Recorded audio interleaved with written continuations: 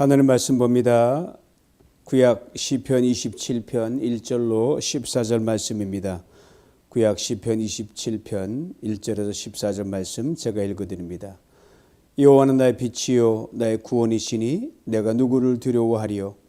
여호와는 내 생명의 능력이시니 내가 누구를 무서워하리요. 악인들이 내 살을 먹으려고 내게로 왔으나 나의 대적들 내 원수들인 그들은 실족하여 넘어졌도다. 군대가 나를 대적하여 진칠지라도 내 마음이 두렵지 아니하며 전쟁이 일어나 나를 치려할지라도 나는 여전히 태어나리로다. 내가 여호와께 바라는 한 가지 일 그것을 구하리니 곧 내가 내 평생에 여호와의 집에 살면서 여호와의 아름다움을 바라보며 그의 성전에서 사모하는 그것이라. 여호와께서 환난 날에 나를 그의 초막 속에 비밀히 지키시고 그의 장막 은밀한 곳에 나를 숨기시며 높은 바위 위에 두시리로다. 이제 내 머리가 나를 둘러싼 내 원수 위에 들리리니 내가 그의 장막에서 즐거운 제사를 드리겠고 노래하며 여호와를 찬송하리로다. 여호와 내가 소리내어 부르짖을 때 들으시고 또한 나를 긍휼히 여기사 응답하소서. 너희는 내 얼굴을 찾으라 하실 때에 내가 마음으로 주께 말하되 여호와여 내가 주의 얼굴을 찾으리이다 하였나이다. 주의 얼굴을 내게서 숨기지 마시고 주의 종을 노하여 버리지 마소서. 주는 나의 도움이 되셨나이다. 나의 구원의 하나님이시여 나를 버리지 마시고 떠나지 마소서. 내 부모는 나를 버렸으나 여호와는 나를 영접하시리이다. 여호와여 주의 도를 내게 가르치시고 내 원수를 생각하셔서 평탄한 길로 나를 인도하소서. 내 생명을 내 대적에게 맡기지 마소서. 위증자와 악을 토하는 자가 일어나 나를 치려함이니이다. 내가 산자들의 땅에서 여호와의 선하심을 보게 될 줄 확실히 믿었도다. 너는 여호와를 기다릴지어다. 강하고 담대하며 여호와를 기다릴지어다. 아멘. 할렐루야. 이 밤에 하나님 말씀을 통하여 우리에게 들려준 음성을 들을 수 있기를 원합니다. 오늘을 살아가는 우리 모두에게 문제와 고통이 없는 날이 없는 것 같습니다. 그런 와중에 어저께 텍사스 작고 평화로운 한 시골 마을에 있는 초등학교에서 총기 난사 사건이 있었습니다. 미국은 물론 전 세계가 경악해 되는 그런 끔찍한 사고였습니다. 아시아 순방을 막 마치고 도착한 바이든 대통령의 말입니다. 세상 어느 천지에 이런 대규모 총격 살인 사건이 있는 나라가 미국 이외에 또 어디 있단 말인가. 팬데믹의 오랜 고비에서 다 벗어나서 일상의 자유함을 만끽하려고 저마다 여행도 가고 나름대로 자유함을 찾아가는데, 그런데 이 매스 슈팅, 이 대규모 총격 사건은 더 이상 남의 이야기도 먼 곳의 사건이 아님을 그 어느 때보다 실감하는 요즘입니다. 늘 다니던 동네 슈퍼도 이제는 위험해서 잘 가기가 꺼려지기도 합니다. 천사처럼 예쁜 10살짜리 초등학생들이 친구를 만나고 꿈을 키우는 학교는 이제 전쟁터와 다름없는 곳이 되어버렸기 때문입니다. 방금 부른 가사처럼 이럴 때 우린 누구를 의지하나요? 이럴 때 우리는 어떻게 하나? 이런 망연자실할 수밖에 없습니다. 너무 속상한 것은요, 이번 사태는 인재라는 사실입니다.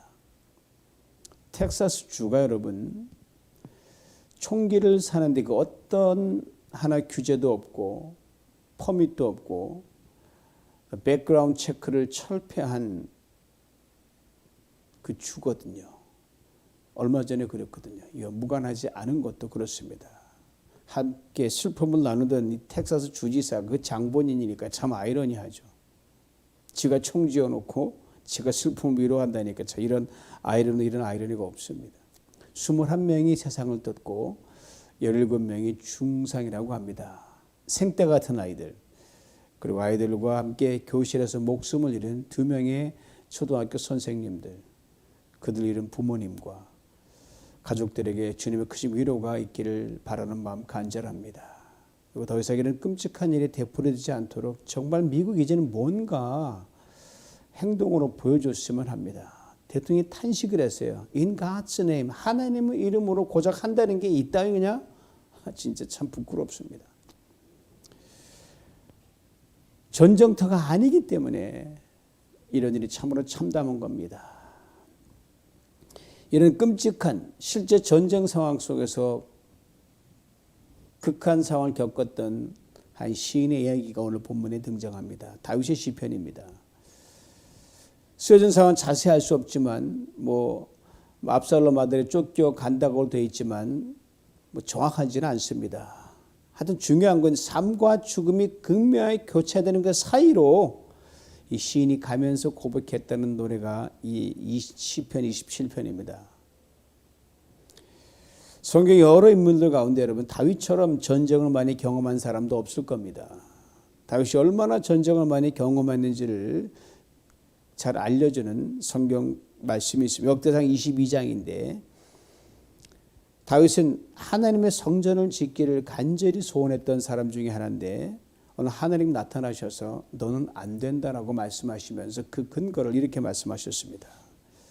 여호와의 말씀이 내게 임하여 이르시되 너는 피를 심히 많이 흘렸고 크게 전쟁하였느니라.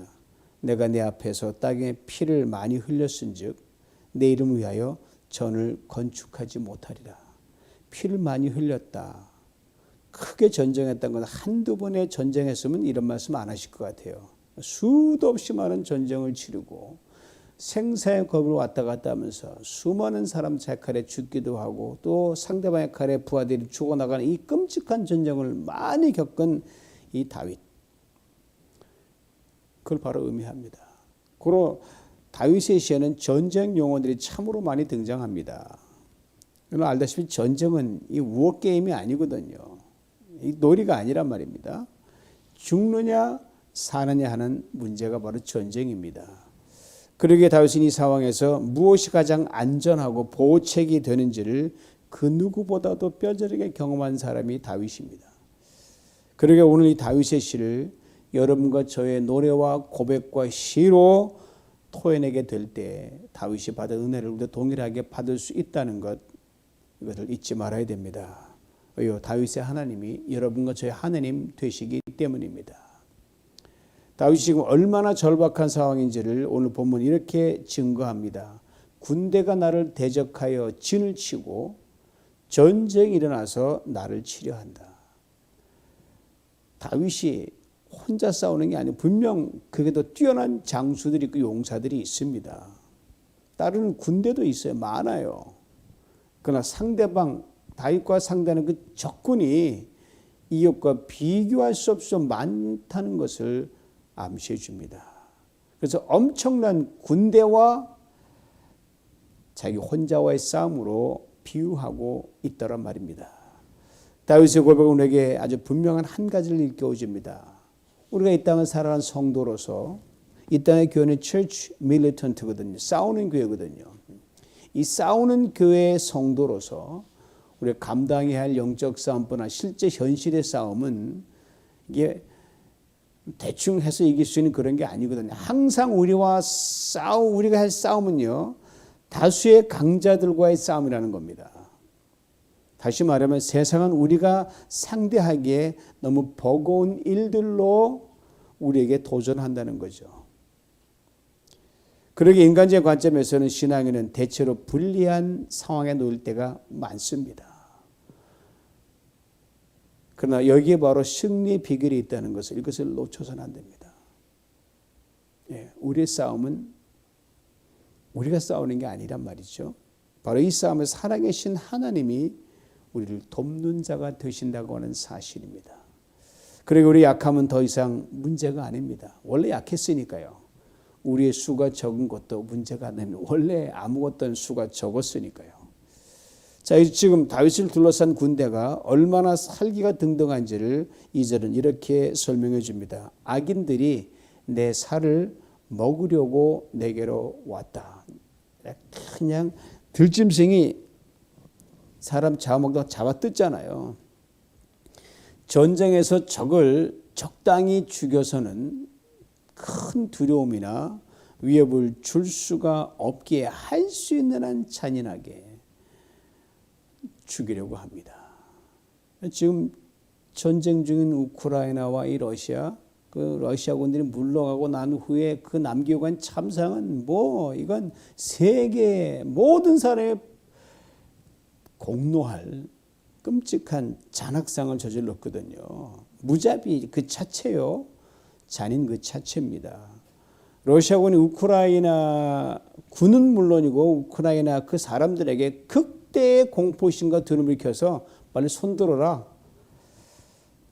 그래도 지금까지 잘 버티고 있으니 주든가 빨리 끝났으면 좋겠습니다. 이처럼 다윗은 지금 잡히면 사나운 짐승에 붙들려 뜯겨 먹히듯이 그런 위험에 처해 있다는 사실입니다. 이런 상황을 다윗은 1절에서 이렇게 담대하게 노래합니다. 여호와는 나의 빛이요 나의 구원이시니 내가 누구를 두려워하리요. 여호와는 내 생명의 능력이시니 내가 누구를 두려워하리요. 1절 짧은 한 절 속에 여러분 다윗이 나 1인칭으로 고백하는 걸로 꽉 차 있습니다. 누가 그러더래. 누가 그러 이게 아니에요. 나는 여호와는 나의 빛, 여호와는 나의 구원, 여호와는 내 생명의 능력. 우리는 어두움을 문제의 시간이라고 그러죠. 불확실성의 시간이라고 그러고 두려움의 시간이라고 그럽니다. 고통의 시간에 곧잘 견줍니다.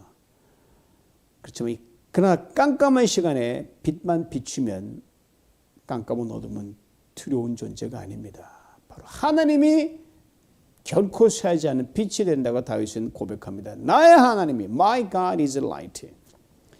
군대가 빼곡히 두르고 있고 나를 금방이라 죽일 듯이 덤벼듭니다. 그때 나를 도와주고 내가 의지할 그 모습은 정말 소중합니다. 바로 그 의지할 대상이 하나님이요 하나님 나의 구원이라는 겁니다.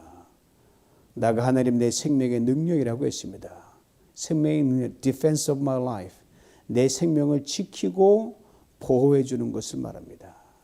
하나님이 바로 내 생명의 능력이라고 다윗은 고백합니다. 하나님은 나의 빛, my light. 하나님은 나의 구원, my salvation. 내 생명의 능력, defense of my life. 그래 다윗은 그 하나님께만 집중하겠다고 고백하면서 하나님께 한 가지 소원을 올려드리는데 4절입니다. 들어보시오. 내가 여호와께 바라는 한 가지 일 그것을 구하리니 곧 내가 내 평생에 여호와의 집에 살면서 여호와의 아름다움을 바라보며 그의 성전에서 사모하는 그것이라. 한 가지 소원인데 세 가지로 대별이 됩니다. 첫째가 여호와의 집에 살겠다. 둘째가 여호와의 아름다움을 바라보겠다. 셋째가 여호와의 성전에서 하나님을 사모하겠다. 즉 일평생 하나님이 계시는 성전에서 하나님을 즐거워하며 살겠다는 말입니다. 그의 간절한 소원을 통해서 다윗이 어떠한 처지에 놓여 있는지를 얼마나 절박한지를 얼마나 어려운지를 짐작할 수 있습니다. 지금 다윗은 왕이거든요. 근데 왕궁에 있을 다윗이 쫓겨가서 엉뚱한 데 가야 된 거예요. 왕인과 하나님의 전에서 예배도 드려야 하는데 그러지도 못하고 있다는 겁니다. 원수들에게 쫓겨서 들로 산으로 골짜기로 깊은 동굴로 전전하면서 이렇게 이런 사정이 되다 보니까 전에 하나님의 전에 예배 드렸던 그것이 하나님의 성전에서 이 하나님을 찬양하며 얼마나 귀한 것인지를 다윗은 새삼 깨닫고 있습니다. 그러게 그의 소원을 통해 우리는 이것을 알 수가 있습니다. 진짜 자신이 어디에 거하든 무엇을 하든 어떤 상황에서든 성전에 거하면서 하나님을 예배하고 은혜를 사모하던 그 모습을 이제 어느 곳에든지 그대로 이어가겠다는 전천후의 신앙으로 살아가겠다는 다윗의 의지의 천명입니다. 신앙 고백입니다. 나아가 다윗이 하나님이 자기를 분명하게 책임지시는 분이라는 것을 이렇게 노래합니다. 10절이에요. 내 부모는 나를 버렸으나 여호와는 나를 영접하시리이다. 다윗이 어렸을 때 부모는 대접 못 받았던 건 맞아요. 그러나 다윗의 부모가 다윗을 버렸다고 하는 기록은 없어요. 헤어졌다는 기록은 있어요. 때론 살다 보면 부모가 자식을 버리는 비정한 사건을 접할 때가 있지요. 그러나 대개의 경우 부모는 자식을 버리지 않습니다. 그러나 너무 어렵다 보면, 상황이 정말 최악이다 보면 부득불 부모로서의 책임을 다하지 못하고 자식을 버리는 안타까운 경우가 실제 이루어집니다. 유한한 인간이기에, 연약한 사람이기에 그럴 수 있다 이해할 수가 있겠습니다. 혹 육신의 부모는 혹 그럴지라도 하나님은 절대로 그런 일이 없다는 다윗이 그걸 강조적으로 설명하고 있습니다. 이사야 49장 15절 이런 귀한 말씀이 있거든요. 여인이 어찌 그 젖먹는 자식을 잊겠으며 자기 태에서 난 아들을 긍휼히 여기지 않겠느냐. 그들은 혹시 잊을지라도 나는 너를 잊지 아니할 것이라. 오죽하면 여인이 그 젖먹이던 아이를 버리고 가겠습니까? 오늘 잠깐 스팟 뉴스로 보는데 큰 매가 어느 집에서 키우는 애완용 오리를 잡아먹을 팍 그런데 이 아기 젖먹이던 그 엄마가 아기를 품에 안고 그 오리 새끼 구하려고 막 뛰어나가더라고요. 젖먹이는 물론이거니와 애완용으로 키우던 그 오리에게까지도 이 모성애를 발휘하는 게 이 젖먹이 머리는 어머니인데 웬만해서는 그런 일이 안 벌어지거든요. 핏덩어리를 버리고 어디 가겠습니까? 혹 그런 일이 사람인 부모에게는 혹시나 있다 할지라도 하나님은 절대로 그러실 분이 아니라는 겁니다. 그의 고백에는 이런 의미도 분명 들어있으라고 생각합니다. 즉 자식을 버리는 부모는 안 된다 할지라도 끝까지 함께 갈 수 있는 부모는 세상에 하나도 없거든요. 누가 떠나니 먼저 가야 된단 말입니다. 상황이 안 되니까. 이걸 다윗이 말해주고 있습니다. 마음은 원이지만 몸으로 함께 할 수 없는 게 부모 자식 관계니까요. 그러게 다윗은 자기가 이 땅에 살아가는 동안 자신을 결단코 떠나시도 버리지도 않으신 하나님께서 자기에게 은혜를 주시는 분임을 13절에서 이렇게 담대하게 선포합니다. 내가 산자들의 땅에서 여호와의 선하심을 볼 줄 확실히 믿었도다. 살아있는 동안 하나님은 다윗에게 은혜를 베푸시는 분이라는 것을 눈으로 분명히 볼 수 있게 해주시는 하나님의 선하심, 좋으신 하나님, 이것을 나는 결단코 버리지 않고 하나님을 믿겠다는 다윗의 고백입니다. 오늘 본문은 원문에는 완료형 조건문으로 되어 있습니다. 원문의 의미를 살리면 이렇게 됩니다. 내가 만일 하나님의 선하심을 믿지 않았다면 어떻게 이렇게 살 수가 있으랴? 불가능하다는 거죠. 내가 살아있음이 바로 하나님의 선하신 증거라는 거예요. 내가 이 진짜 전쟁이 극한 상황 속에서 목숨을 부지하게 도망가는 그 상황에서 여전히 목숨이 붙어 있는 것은 하나님이 선하시다는 고백입니다. 참, 그렇죠? 좋은 일도 아닌데 그 우리의 고난과 어려움을 통해서 하나님이 선하다는 것을 다윗은 역설적으로 설파하고 있습니다. 다윗은 지금 자기가 살고 있는 이 땅에서 하나님의 선하심을 체험하지 못한다면 멸망할 수밖에 없다고 다윗은 고백합니다. 바꿔 말해 이런 말씀이에요. 지금까지 하나님께서 인생의 평안한 때나 고난할 때 철저하게 은혜로 나를 인도하셨기에 내가 지금 이처럼 살아있는 것이 아닌가 하는 겁니다. 그러게 오늘 내가 그 어떤 고난과 어려움을 지금 지난다 할지라도 이 하나님께서 나를 여전히 은혜를 붙들어 주시고 은혜를 보게 하실 것을 믿는다 하는 고백입니다. 이것을 다윗은 그의 다른 시에서 이렇게 고백합니다. 여호와의 주의 긍휼하심과 인자하심이 영원부터 있었사오니 주여 이것을 기억하옵소서. 하나님께 맡기는 거예요. 하나님 원래 그러셨잖아요. 하나님 나를 선하게 이끌지 않으면 안 되죠. 이거 기억하옵소서라고 하는 하나님께 바톤을 넘겨버리는 이 다윗의 넉넉함. 사랑하는 성도 여러분, 때때로는 내게 무슨 대단한 일이 벌어져야 기적이라고 그렇게 믿고 생각합니다. 죽었던 나사로가 무덤에서 걸어 나오고 홍해가 갈라지는 것 같은 일이 일어나야 정말 기적이다. 그렇게 기도에 대한 응답으로 엄청난 변화를 기대할 때가 참 많습니다. 인지상정이죠. 사람은 연약하니까. 물론 하나님께 뜻하신 바가 있어 능력적으로 초자연적으로 이성을 초월한 놀라운 일을 옛날도 행하셨고 지금도 앞으로 행하실 것입니다. 이보다도 중요한 것은 여러분, 우리의 주어진 환경 속에서 역사하시는 하나님의 아주 구체적인 은혜가 더 큰 기적이라고 하는 사실, 이것을 잊어서는 안 됩니다. 다윗은 그래서 오늘 본문 5절에 이렇게 증거합니다. 여호와께서 환난 날에 나를 그의 초막 속에 비밀히 지키시고 그 장막 은밀한 곳에 나를 숨기시며 높은 바위 위에 두시리로다. 환난 날에 나를 그 초막 속에 비밀히 지키신 하나님이라고 고백했습니다. 이런 초막이 어떤 거예요? 지피나 얇은 나뭇가지로 엮으면 허술한 거예요. 바람 불면 훅 날아가는 거예요. 콘크리트와 나무도 아니에요. 여행객이 하룻밤 잠시 머물다가 갈 임시 거처가 초막입니다. 환난이 불어닥치는데 이런 허술한 곳이 무슨 큰 보호가 되겠습니까? 불화살 하나만 맞아도 홀홀 타버리가 많은 그런 초라한 움막이나 진배 없습니다. 그런데 하나님께서 초막 같은 움막에 들어있는 나를 지키신다는 고백입니다. 얼마나 신비하고 너무 하나님의 손길을 경험하고 있는지 알 수가 있습니다.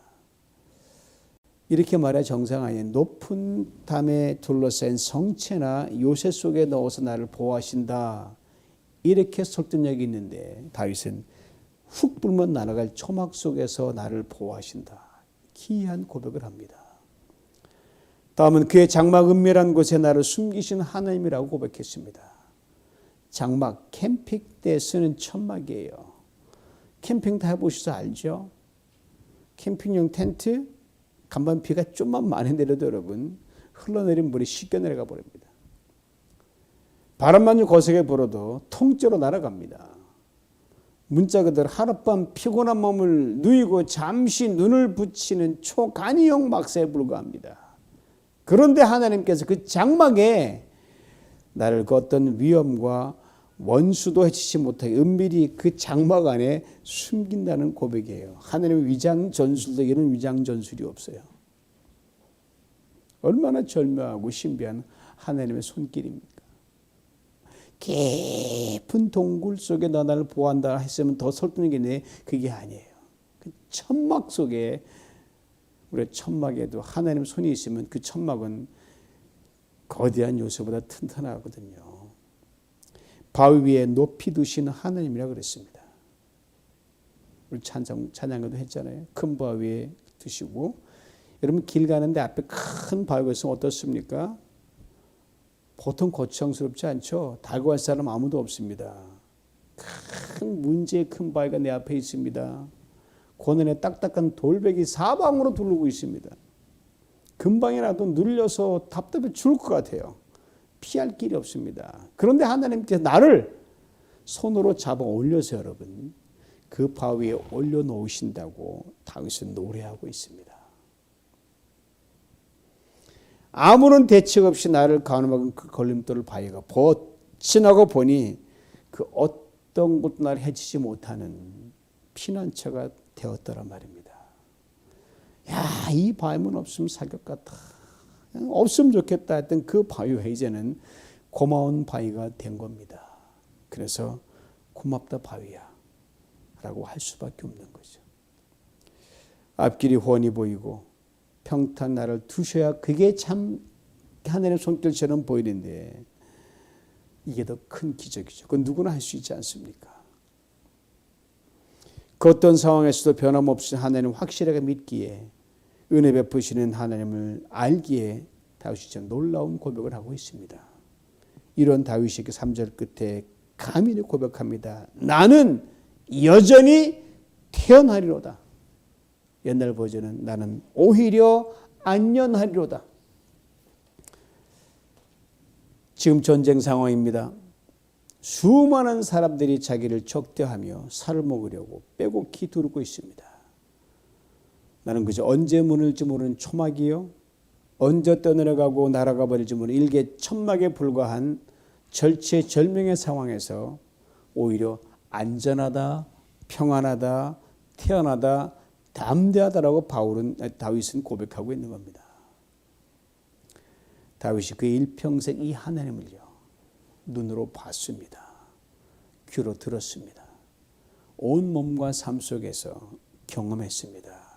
숱한 고난의 시간 속에서 양치는 소년 목동 시절부터 무거운 죄의 짐을 지고 괴로워하는 그 순간에도 목숨을 구원하는 미친 사람 흉내를 내면서도 그리고 인간의 모든 기력이 쇠어가는 그의 마지막 순간에서도 다윗은 결단코 그의 상황은 수없이 바뀌었어도 하나님은 선을 베푸신 하나님으로 믿었고 그대로 그 하나님을 경험하며 갔습니다.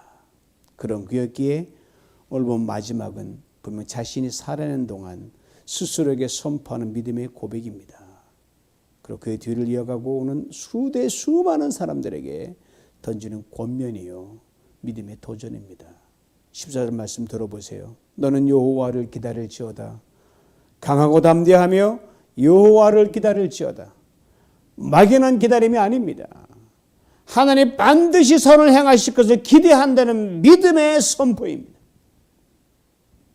다윗도 내게 선을 행할 것이고 고난도 내게 유익으로 돌아갈 것이고 모든 합력하여 선을 이룬다. 이것을 다윗은 분명히 믿고 있었어요. 오늘 보면은 극한 고난 중에 다윗이 토해내는 탄식이었습니다.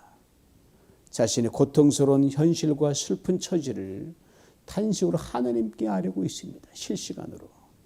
그러나 그런 상황 속에서도 하나님은 절대로 자신을 떠나지도 버리지도 않으신다고 다윗은 고백합니다. 그렇게 이렇게 자신의 소원을 아뢰는 겁니다. 내가 여호와께 바라는 한 가지 일 그것을 구하리니 곧 내가 내 평생에 여호와의 집에 살면서 여호와의 아름다움을 바라보며 그의 성전에서 사모하는 그것이라. 이런 다윗을 하나님은 내 마음에 합한 자라 인정하셨고 일평생 은혜를 보는 자로 입은 자로 베푸는 자로 살아가게 하셨습니다. 그리고 문제 속에서 문제보다 더 큰 하나님을 보게 하셨고 고난 속에서 고난보다 큰 하나님을 경험하게 하셨고 깊은 죄악 중에서라도 죄악보다 큰 긍휼과 용서의 하나님을 다윗은 경험하였습니다. 우리 사는 이 세상 전쟁의 소문이 끊이지 않고 또 전쟁이 일어나고 있습니다. 하루가 멀다고 도저히 어떻게 사람 사느냐 이런 거냐라고 끔찍한 사건들이 뉴스의 헤드라인을 장식합니다. 사람 사는 세상이 참 무섭고 두렵습니다. 그럼에도 불구하고 다윗처럼 선하신 하나님만 바라보는 우리가 모두가 될 수 있기를 원합니다. 위기 속에서 고난 속에서 하나님의 귀한 구원과 넘치는 평안을 누리게 될 줄 믿습니다. 살아가는 동안 이 은혜를 심하다 때마다 풍성히 받아 누리시길 주님 이름으로 축원합니다. 지금 참으로 말할 수 없는 탄식과 어려움 가운데 있는 성도 여러분, 여러분 처지를 저도 아는데 하나님 모르시겠습니까? 그러나 하나님은 선하십니다. 다윗이 하나님은 하나님이십니다. 하나님 믿고 그대로 바라고 나갈 때 우리 하나님 결코 실망시키지 아니하시고 놀라운 구원과 평강으로 우리를 인도할 줄 믿습니다. 기도합니다. 하나님 아버지 감사합니다. 세상은 바뀌고 사는 시절은 다르지만 고난과 문제와 참으로 회개망측한 일들이 없는 시대는 없었던 것 같습니다.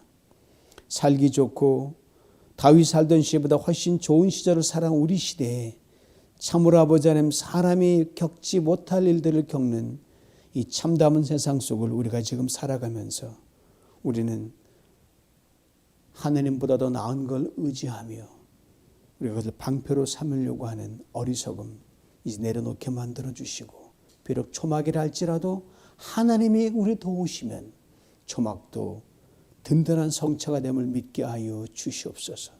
훅 불면 날아가는 그러한 텐트라 할지라도 주님이 지키시면 하나님 태풍과 해상의 놀라운 요란한 것도 우리를 해치 못함을 믿게 하여 주시옵소서.